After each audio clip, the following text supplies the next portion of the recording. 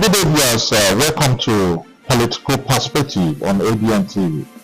Today, our focus is on Labour Party and governance in Abia State, with a look into the ongoing internal issues with Labour Party and how these challenges might affect both state level administration and Southeast politics. Joining us today is a man at the heart of it all, Honourable Ceekay Igara, the National Vice Chairman of Labour Party in the Southeast geopolitical zone. You're welcome, sir. Thank you for having me, and good day, Nigerians. All right, let's begin with the burning issue. Labour Party has faced internal wrangling in recent months with leadership disputes, suspensions, and accusations flying around from your position as the National Vice Chairman, Southeast. What exactly is going on within the party? Thank you very much. Once again, when I hear stories like this, I first of all laugh. Why I laugh is because in the ecosystem, political ecosystem, there are some people who think they know more than others, and there are some who think they are gods or everybody must be subservient to them. That's exactly what is playing out. And in this case, Labour Party, we have a constituted body. But some people who don't study the constitution of the party want to live above the party. That is just the point. And these are all people who just joined recently. And maybe they are not aware that political parties have ideologies, have constitutions, and ways of doing things. So they need to understand that political parties do things specified according to the constitution. That was why we celebrated when Supreme Court made a pronouncement that all political gladiators should see the party as being supreme and they should fall back to the constitution of the party. That is the crux of the judgment the Supreme Court gave to the Labour Party. And as a result of that, some people think they should be above the party. And the party said, no, you cannot be above the party. So the party said, we are superior to individuals. You can go, you can come. And one of the good things the Supreme Court said is that political party is an organization, voluntary organization. You can comfortably stay there and follow the constitution. If you are not comfortable with the constitution, you can go. That is what the Supreme Court said. And based on that, the party said, we are all together in this. Everybody should fall in line and follow the constitution of the party. That is just the only thing. And people like us are saying the party is supreme. We follow exactly what the Supreme Court said. And we also say that every person, irrespective of how highly placed, you must follow the constitution of the party if you want to remain in the Labour Party. That's just what's causing the problem. Some people want to live above the party, and we said no. Like who? Of course, like the candidates, the people we elected. Most of them don't even respond to party calls. You listen to it in Alliance television. And people like you think they are gods, and we are not. We don't even see you as anyone. So, all the candidates, all the people we elected, only very few of them, when the party called, only few of them respond to the party. I mean, from the governor to the president, all of them. So that's the issue.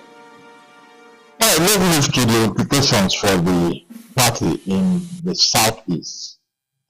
As a party that made strong gains in the 2023 elections, especially in the Southeast, do you think these internal issues could affect the Labour Party's strength and public trust moving forward?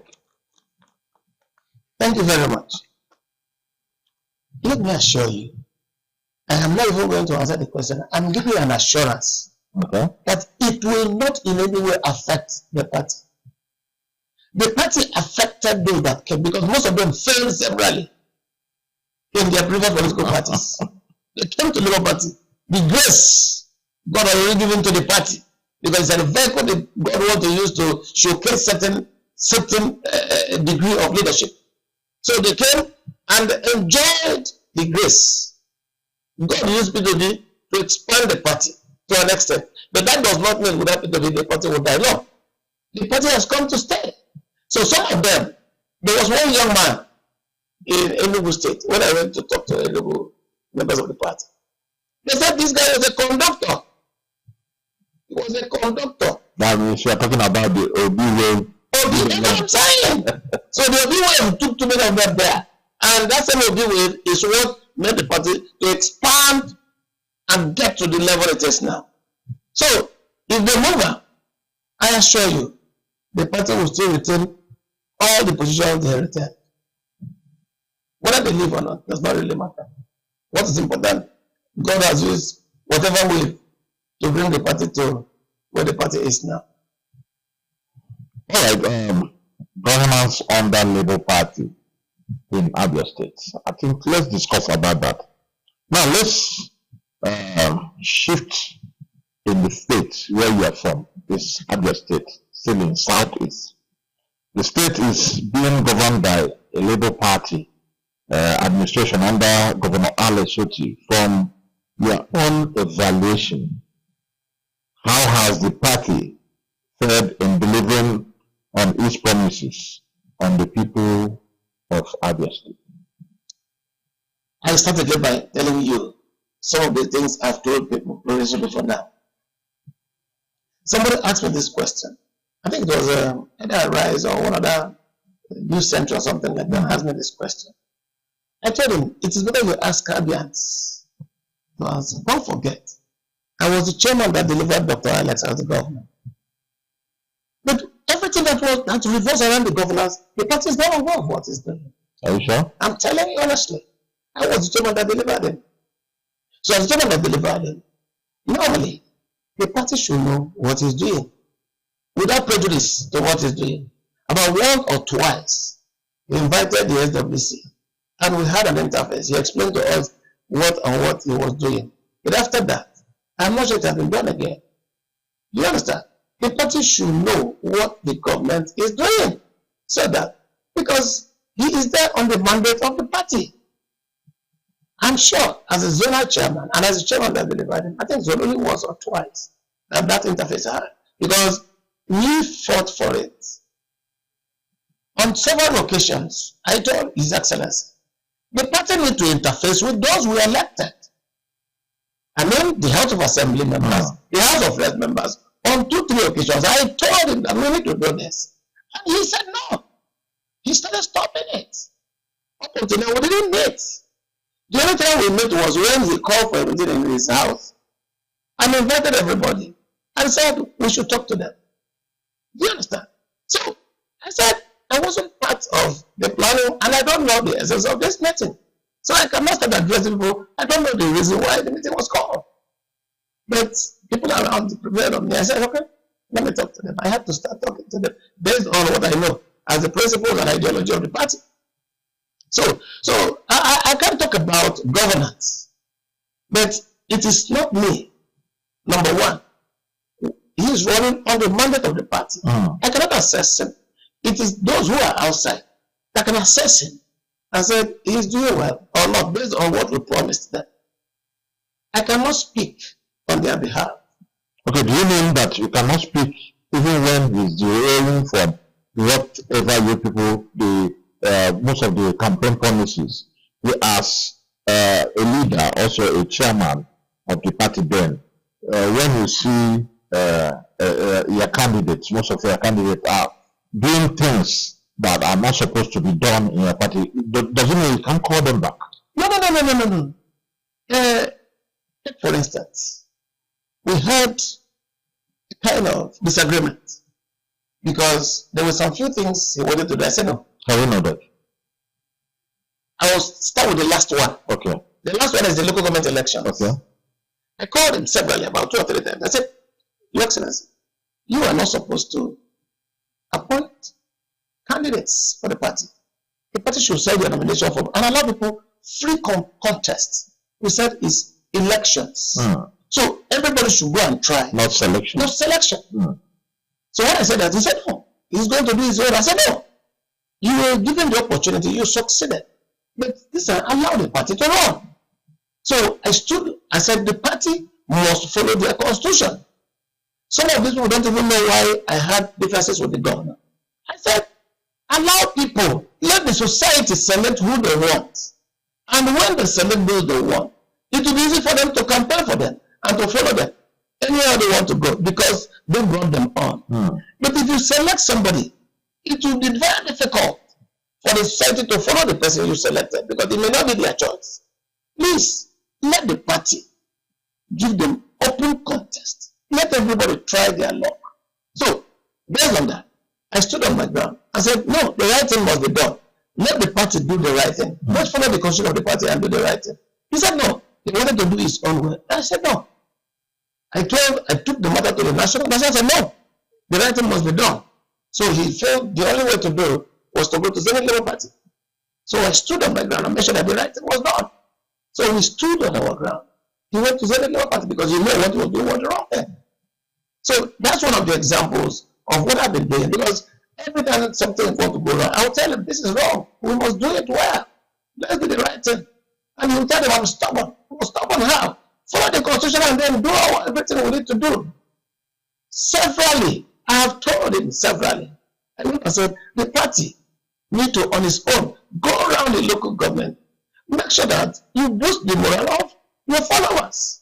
So that if election comes up tomorrow, it will be easy for us to galvanize them and then get the things done.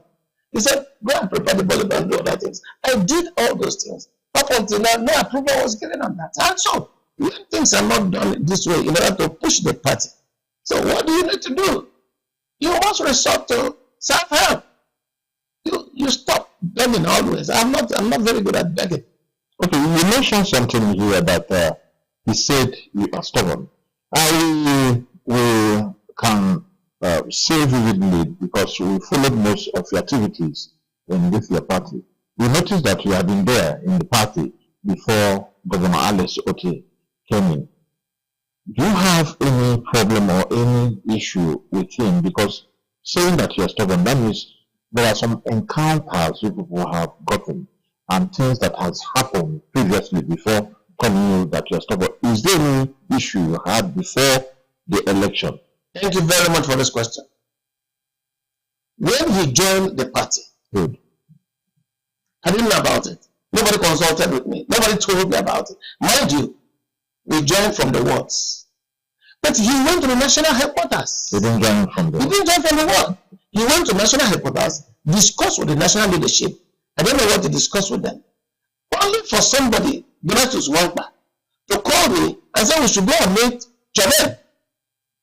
So he went to Chairman. Chairman told me that Dr. Alex had joined the party, that they have taken over, that he is the DG of the campaign and all that. I said, oh, so you brought me here to come and insult me? The party I have been building over the years. You bring me here to come and tell me you are the campaign manager, you are this, you guys are going to do this, you guys are going to do this. I said, Dr. Alex has not even joined the party in the first instance. Until he joined the party, we don't know what to do. That was what he told me. And when he told me that, secondly, when he came, I don't know what they discussed there. I was not there when they discussed it. The whole nomination from governor, senator, House of Reps, House of Assembly, all of them were handed over to the governor without the party. Yeah. So, as an aspirant, The governorship candidate. the governorship aspirant, Aspirant. Okay, sorry. all the whole nomination forms were handed over to him without the party. And they were asking me to go and join him. How can I go and join him, an aspirant? I said, no. Another allegation was that Udo Okochukwu, I brought Udo Okochukwu to come and contest against His Excellency. I said, you duty, of course, I know. I wasn't the one that brought Udo Okochukwu. Udo Okochukwu is there. But that's the allegation that I brought His Excellency. He in Labour Party. He was not in Labour Party. He was in PDP. And they saw Labour Party as the vegetable tool to use to pursue their ambitions. And it was one of those people who are running around His Excellency now that brought Udo Okochukwu. I was an Asaba when Udo Okochukwu came. I didn't know about it. So the governor, His Excellency, said I brought Udo Okochukwu to come and contest against him. However, let me ask you this question. Even if I had done that, was it wrong for me as a chairman to bring aspirants to the party? Was it wrong? I don't think so. That's one of the reasons he's angry with me. That's one of the reasons, according to what I know. Because he has already been saying it, that I didn't want him to come and do the show. In the first instance, he was not there. He just came. APC stopped most of them.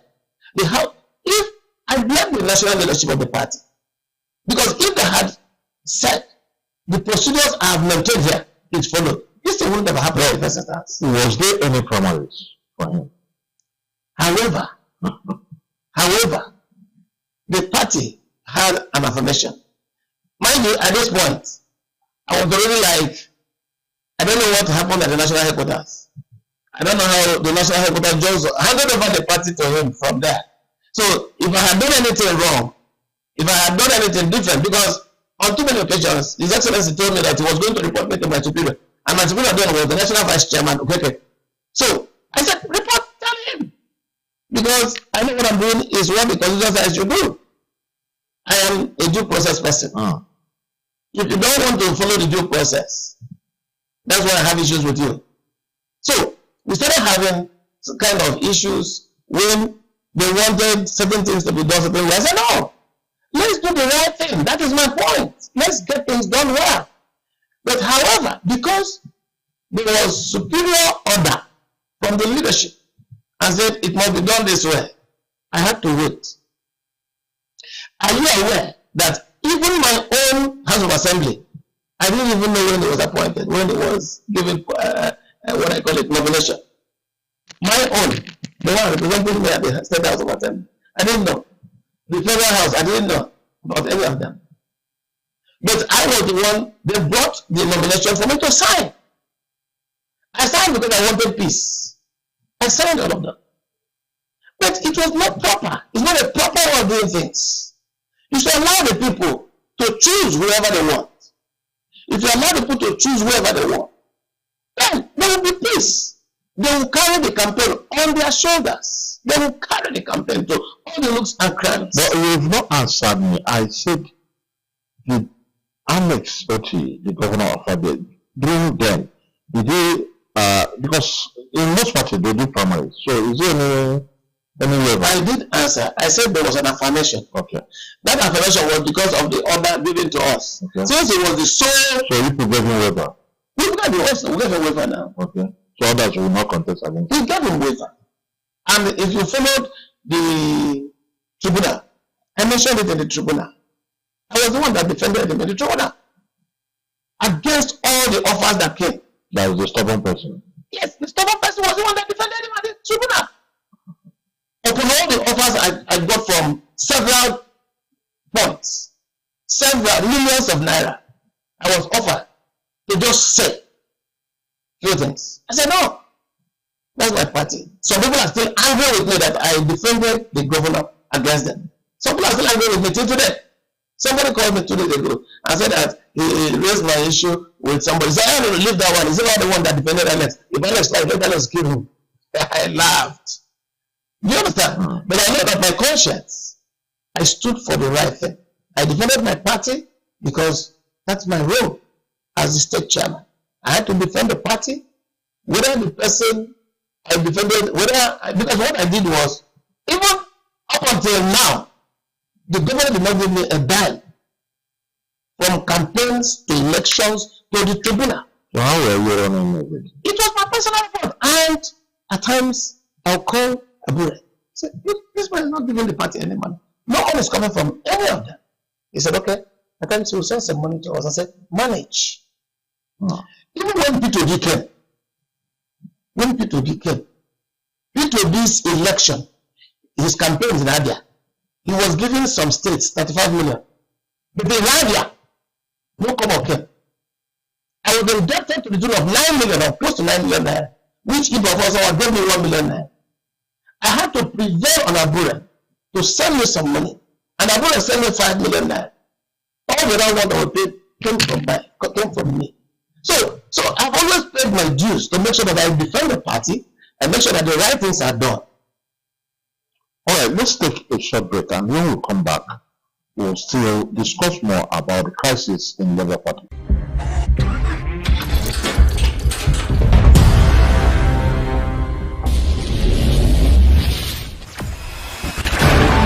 Experience the smooth and strong feeling that consistently surpasses expectation. Leading the way in high-performance lubricants, Master Supermoto Oil is as durable as titanium.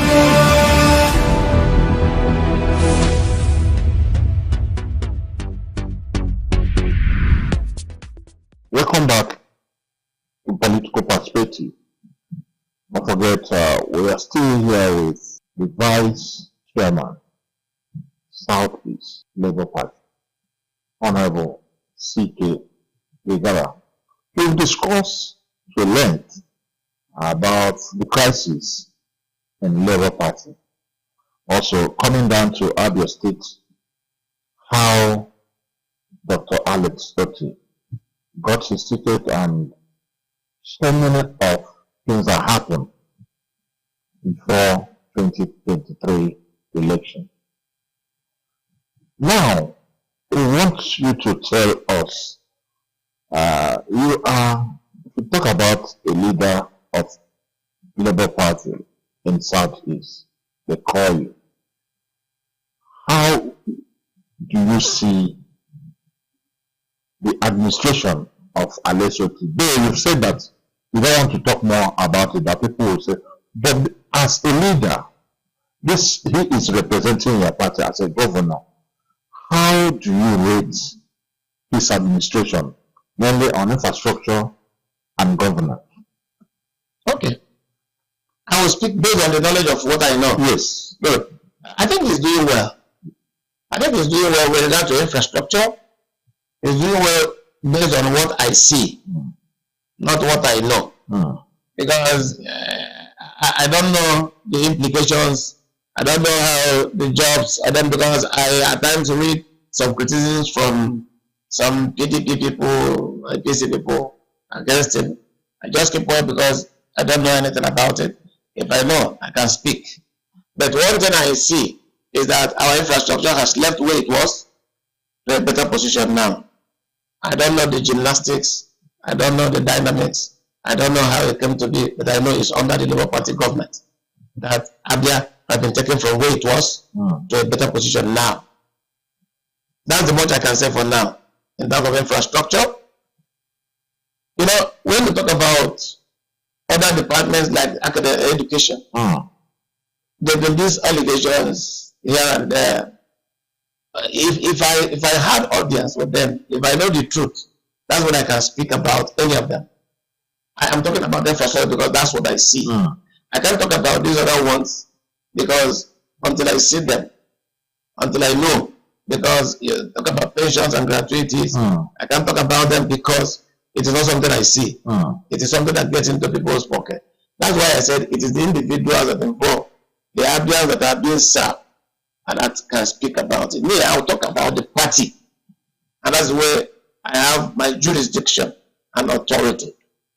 Okay, looking beyond Abia State, how is the Labour Party positioning itself in the broader Southeast political landscape, especially with the 2027 election in view? Okay. I think we're not doing badly. You know, we started revalidation of membership across the whole federation. And if you look at number 1 to number 10, all the Southeast states are within that zone. From number 1 to number 7, all the Southeast states are there. It was only Ebonyi that was not doing very well. But I think the chairman just woke up, and the chairman is doing very, very well now in the revalidation. Every other person, every other state, we are doing well. In terms of the structure of the party is being strengthened. Being strengthened. You can see in Abia.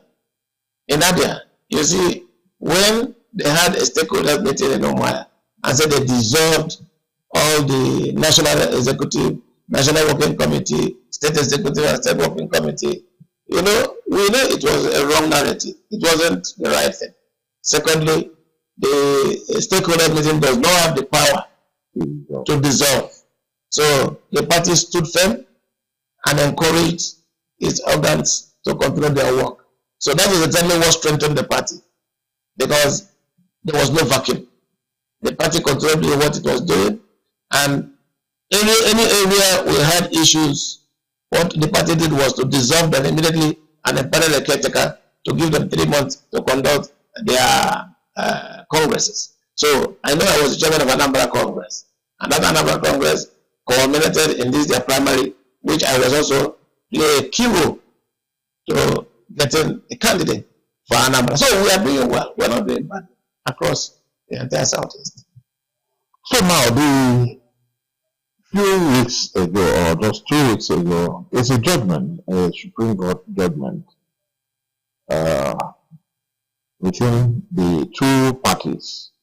You know, the party, obviously, there is crisis. So there's a judgment. How is it affecting, or how has it straightened, or trying to make the party either stronger or taking your party down? Number one, there was a grand plan to overrun the party. That grand plan, that was what led to that tweet from the Supreme Court. Mind you, the judgment came as early as 8 o'clock in the morning. So if there was no grand plan to overrun the party, they wouldn't have done that tweet. And that tweet was false. Because the narrative they gave and the matter that Osman was asking for was not even mentioned. So they were not asking to be allowed to be the leaders of the party. They were not. They were talking about the jurisdiction. And based on that jurisdiction, the court said the court doesn't have the jurisdiction. It is the party. That's why they said the supremacy of the party, that they should follow their constitution. And in this instance, which constitution gave them the power to call for that stakeholder meeting in Umuahia? Or the one they did in Abuja? Which constitution? Is it this constitution we gave to INEC? Or the one that the courts are having? Or the ones we are using? Or the ones the police are using? Is that the constitution they are using? So it's very frustrating that they choose not to do the right thing. They choose not to do the right thing. So, based on that, the party said, okay, there is no way we can allow these people to overrun us. And you can see the response time of the party. Immediately, they gave the wrong narrative. The party came up and said, no, this is not the truth. The truth is this. This is the truth. Supremacy of the party. It did not, Supreme Court did not say, Muhammad Usman is now the leader. It neither did not say, Abure is the leader. It said supremacy of the party. And in this instance, supremacy of the party means it is the party organ that determines who goes where. And our highest authority, that's the convention, 27th March 2024, brought Abure as the national chairman. No court has ever challenged that. No court in this country has ever challenged that. So Abure is the national chairman. Nobody can remove him until 2028. Nobody. I said nobody. 2028. Nobody can remove him. I said so. So why are they jubilating? They are jubilating because some of them don't even know the constitution. They don't even know what the constitution said. They don't even know what the Supreme Court said. But they have the constitution.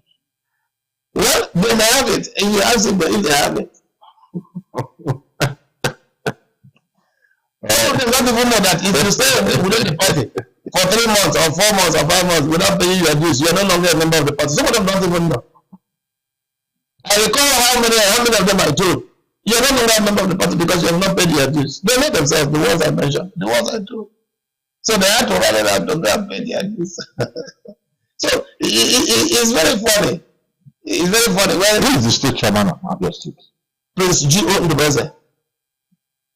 But we have some other person floating that is. They are deceiving themselves. Is he in Labour Party, the same Labour Party? I don't know whether it's in Labour or Zenith. Alright, before we go, what message would you like to send to Labour Party members, supporters, and indeed the people of Abia State and Southeast who are watching us now? I have always maintained, let's do the right thing. My point has always been, let's follow the constitution of the party, because Supreme Court said supremacy of the party is paramount. On that note, we, as members of the party, must abide by the rules of the game. We must abide by the procedure, the guidelines given by the party. And that's what the Supreme Court said. Supreme Court did not say an individual can come and be a sole administrator of a party. Mind you, we voted for them, the governor, the House of Assembly, the House of Reps, the senators. We voted for them to come and do specific jobs, like the governor was told to come and govern Abia. Give up their governance, not to run the Labour Party. That's why we voted, because in the ballot, it was to come and govern Abia. Those are the House of Reps were told to go and make laws, not to come and be party chairman or party officers. I think this is exactly where we have differences. If they understand that they have specific rules and the party has specific rules, this friction will not even arise in the first instance. It's very unfortunate that they want to be either in the government or in the House of Assembly, in the House of Reps, and be party officers or control the party. And the party is saying, no. So how will you feel as the vice chairman Southeast if unless virtually or P2B eventually leave the party? They were not there before. They were not members of the party before now. And they didn't win elections in their previous parties. They came to the Labour Party and won elections. I mentioned it, I said, the grace that followed the party will still remain in the party, whether they are there or they are not there. Honourable Ceekay Igara, thank you so much for joining us today on Political Perspective. Your thoughts have been very, very, very wonderful today, and I believe our viewers now have a better grasp of these issues shaping both the Labour Party and the governance in Abia State. Thank you very much, sir. We really appreciate you today for this wonderful interview. I think we hope to have you next time on ABN TV. I honestly want to thank you once again for this privilege. The one thing is very clear. I want to sound it very clear. Those in authorities should play down the rule of sycophants. You know, sycophants have turned our elites or the elected people to demigods, sycophants. So we should play down on sycophants and focus on the real people. Let's deliver on the assignment given to us by our people. And in doing that, there will be peace everywhere. Well, thank you very much. And to our esteemed viewers, thank you for staying with us for Political Perspective. If you miss any part of this conversation, the full interview is available on our YouTube channel. Simply search at ABN TV online. Join us next time for more powerful conversation that shapes and grants political direction. Thank you for watching. Bye for now.